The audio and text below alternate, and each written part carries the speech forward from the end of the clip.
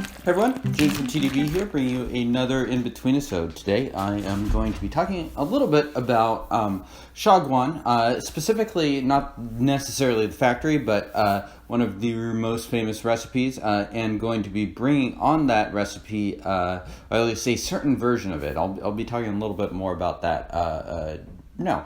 So yeah, when you encounter Xiaguan teas, there's definitely a couple trademark teas.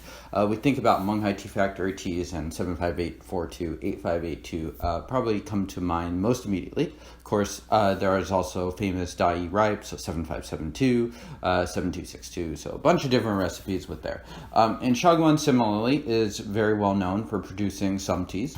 One of the teas I have brought on in the past, and that is in these tools. You could also see a couple different tools, gold ribbon as well as this yin kang, so different ones.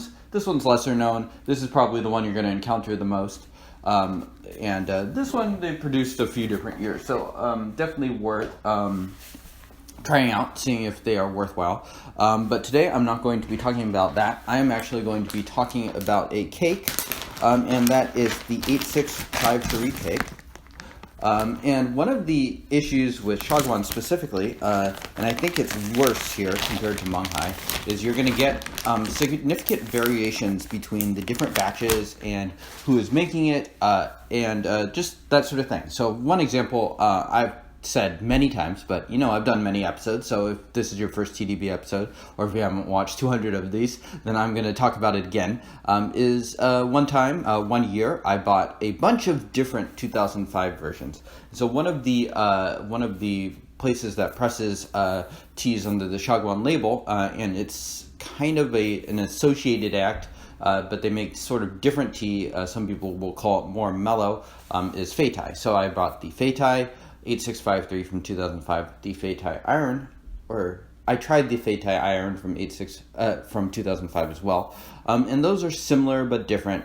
And then I also tried a Xiaguan 8653 cake from later in the year, and the 8653 cake, I think it was from October or November, was much cheaper, and it was awful. It was really truly bad. And since then, I've actually had some other 8653 cakes from 2005 from January and March, and those, especially the January one, can be really quite good and something that I could really see in myself enjoying.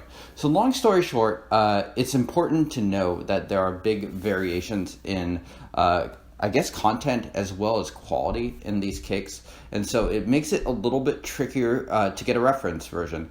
And that's one reason why I wanted to bring on one of these cakes today, because I don't think this tea is going to be the next great tea by any means, but I think it's a pretty good tea, and for the price I really can't complain. So I got this tea from Taobao. It currently sells for 93 RMB, which is something like $15 right now. Of course, you have to pay for shipping and stuff like that, but by the time you get it here, it's under 10 cents a gram for sure. So, and at that price, I think it's really quite good, honestly. And honestly, I don't typically buy Taobao teas in that price range, just because of kind of what I was just talking about. The shipping, all that stuff does tend to add up over time, which makes it more worthwhile to, shoot a little bit higher on your Taobao gambles. So maybe like your $40, $50 range rather than your $15, $20 range. But, this is a classic recipe, the 8653, and it's an iron cake, and I wanted to try it, so I tacked it on into an order, and so I've ended up buying a few more of these too. So the tea, pulling it up right here, is the FT, so that's the Feitai, was referencing that earlier. Iron 8653 2011, just bought this from MXT.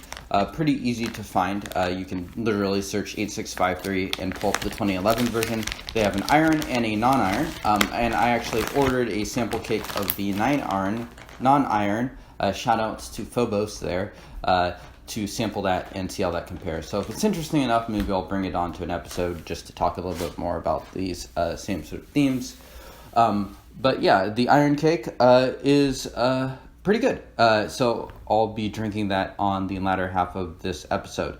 Yeah, let's get to it.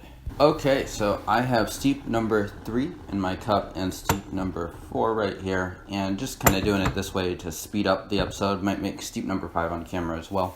Brewed this a couple times earlier today just to confirm impressions. I also needed a little bit of caffeine just waking up before I showered and stuff. So yeah, hopping in sort of in these early to mid infusions for this tea. As you might expect, this tea is not a super long lasting tea. Probably get like 8, 9 okay infusions out of it. Probably the good stuff is in the first 5 or 6. So yeah, and you know, a couple thoughts. I think this tea also kind of shows why semi-aged tea that's okay enough can be a kind of a good decent buy. This tea is basically the cost of a ripe cake, and by my taste, it's pretty drinkable. Maybe some people will disagree, but it's a really, really low bar to a gamble. So I was kind of unsure about this coming in, but you know, I've had this tea enough times that I'm pretty confident in sort of making that assessment, at least for my taste buds. And one interesting thing is, you know, I've been doing a lot of blind tastings, and I'm having a lot of factory tea, and that's one of the reasons why I've become a little more confident in sort of judging this tea. And I've been using Xiaguans a lot, and these little small Xiaguans have been kind of my main tasting device, 75 milliliters. Usually for tea of 10 years old or older, I'll typically usually opt for a pot. But I found actually counterintuitively for these teas, when you're really trying to learn about them, specifically these iron cakes, sometimes it's helpful to go in a Xiaguan just because you get greater visibility of the leaves. And so for me, what that means is I can judge more easily just by how fast those leaves are breaking up and the color of it, because I don't know the teas necessarily as well. So for an iron cake, I can really react to the tea as it's brewing and make sure I'm getting a color and a brew that I think that I'm gonna like, rather than sometimes you'll brew and maybe you'll brew it too short and it's just going to come out really, really yellow, and it's basically going to be kind of a wasted infusion. Or you could overbrew it, conversely, if you think you need to compensate by adding more time. It's just a lot faster to get like really fast feedback out of Xiaguan. So it's a little bit of counterintuitive. I do think probably once I know this tea a little more, I'd probably opt for a clay vessel, like maybe on my 10th session, 11th session. But I think for the purposes of testing the tea and tasting it, a Xiaguan is working pretty well for me. And I am actually appreciating, approaching it from that angle at least. Okay, steep number 3. Let's go.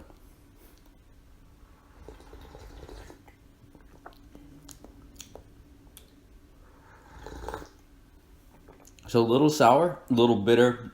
Has a nice body, softer body, definitely some strong resinous qualities.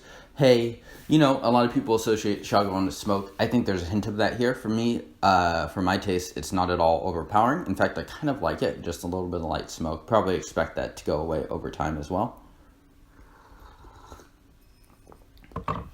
Yeah, not bad. Yeah, not bad.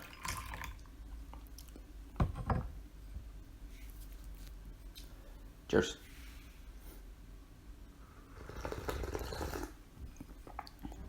So kind of the same profile. Resinous hay, I'd say, is the main thing. Definitely shows pretty significant semi-aged things. One thing I do like about MXT is they store, most of their tea comes from the Guangdong area of storage. Most of it's pretty cleanly stored as well. And the storage basically suits my taste as far as Taobao stuff goes, whereas like something in Kunming I'm less likely to spring for, or there'd have to be some specific reason why I'm going for that. Smell wise, it's kind of that resinous thing. Boiled this water right before, so just gonna go for it right here, and that should also hopefully bring out a little more aroma out of this.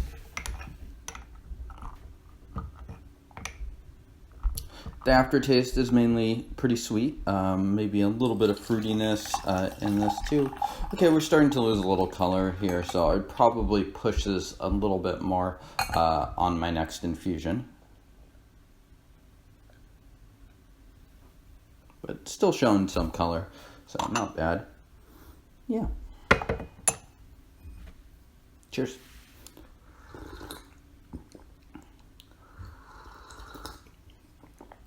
Yeah, and it has sort of that nice burly backbone to it. My concerns with this tea, and probably still my chief concern with this tea, is it going to be interesting enough to age? Is it thin? The price almost naturally just puts me on the sort of slightly suspicious end of things. But I'm not 100% confident in that assessment. Is this going to be a masterpiece in 20 years? I doubt it. But it's probably going to be something that's, good enough. So if you're someone who you hear the words $15 semi-aged cake, that's decent, and that sort of perks you up, I think it's worth trying for sure. Cheers.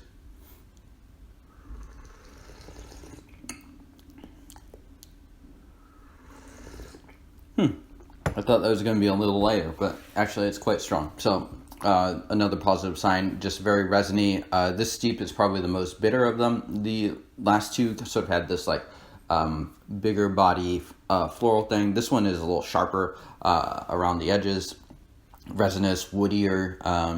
Definitely no fruit at all in this one.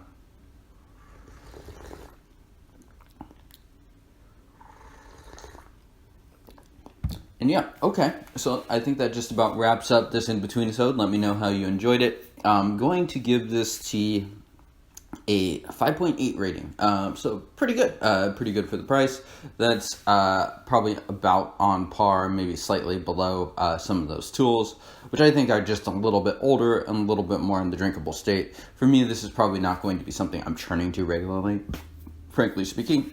It's just not quite interesting enough at the moment, but I think it's great value, and I'm happy to have it around to maybe drink in 5 or 6 years or so. So thank you all for tuning in, and I will see you all next time. Cheers.